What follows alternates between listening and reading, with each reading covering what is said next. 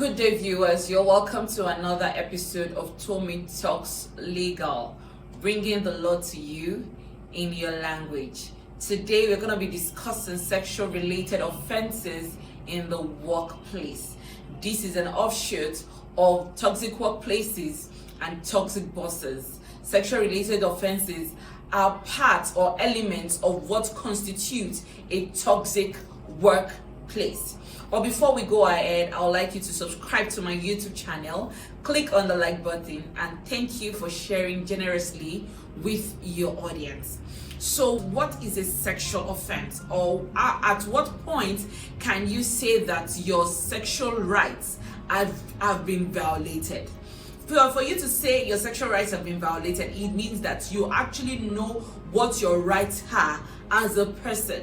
So which means that as a person or as an employee, you are not giving away your sexual rights because you are working within an organization or your services have been engaged by a particular organization. So this means that you have a right to your own body. Anything that pertains to your sexuality, you own the right to it. So like you would own a house, or you own a car, or you own an item, and before any person or persons can make use of that item or come into your personal space or come into your property or use your car or whatever item it is, they have to first of all seek your consent. So that is the same thing when it comes to your person, your body, your sexuality. Before any person can make advances or touch your sexuality or your body, they have to be express consent. So where there is no express consent to touching your body or having anything to do with your sexuality, there has been a trespass, which can either be a sexual assault, sexual misconduct, sexual misbehavior, as the case may be. So what can amount to sexual harassment in the workplace? And before I go ahead, you also have to know that your sexual rights is your fundamental human right. So at any point it is trespassed or violated, you can sue the person, you can take it up with the person legally. But for this topic, we are looking at sexual harassment or sexual related offenses within the workplace, because in a workplace you will have both male and female working within that organization. So at what point can you say that sexual harassment has taken place in your place of work? Or at what point can you say that you have been sexually assaulted? So when someone touches your body without permission, without getting your express consent, that is a sexual violation. Or when someone makes a funny comment about your body, or when someone sends you nudes, pornographic pictures, either via mail or your social media handles, these things or this act can constitute sexual related offenses within the workplace.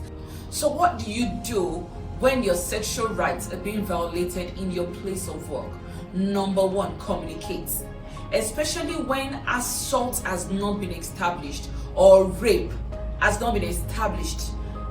Communicate with the person in question, whether it's your boss, whether it's your subordinate, whether it's your customer or client, as the case may be, or a fellow colleague. Let them know that, see, I do not appreciate these gestures, and set your boundaries. Peradventure, you set up your boundaries and the person in question does not take a hint from it. I would advise you to take it a step further by reporting this situation to the HR of your organization. Peradventure, you communicate to your sexual predator and they do not take a hint from it. I would advise that you take it a step further by recording the activities of your sexual predator. So when you record the activities of your sexual predator, at what time, what form this person predates on you, take it to the HR of your organization. report it to your employer or to the HR of your organization, as the case may be.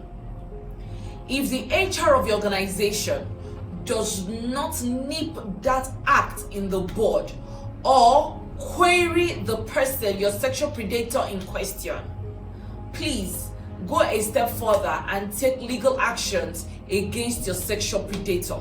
I would like to share this tip that when you are reporting these incidences, make sure that it is via mail. I've had situations where employees tell me that, oh, I sent a mail to my employer, or I sent a mail to the HR department that I was resigning from the job, and the HR department did not acknowledge receipt of that mail. Rather, they took down that person's official email address, and every evidence that the employee was resigning from work was erased.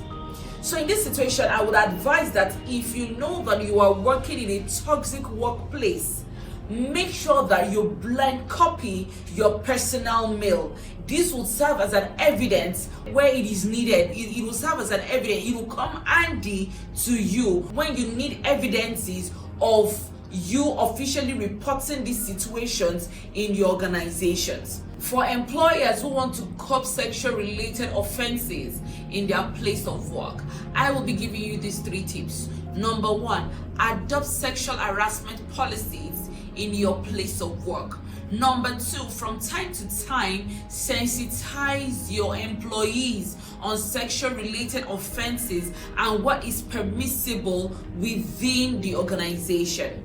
Number 3, let there be complaint procedures for your employees who have been sexually harassed. Now, beyond having complaint procedures for your employees, ensure that all these complaints are properly and timeously attended to.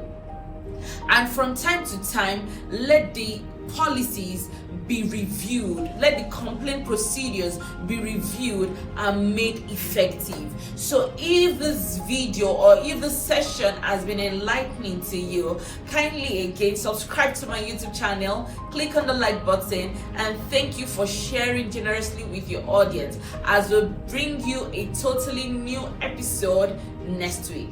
Thank you.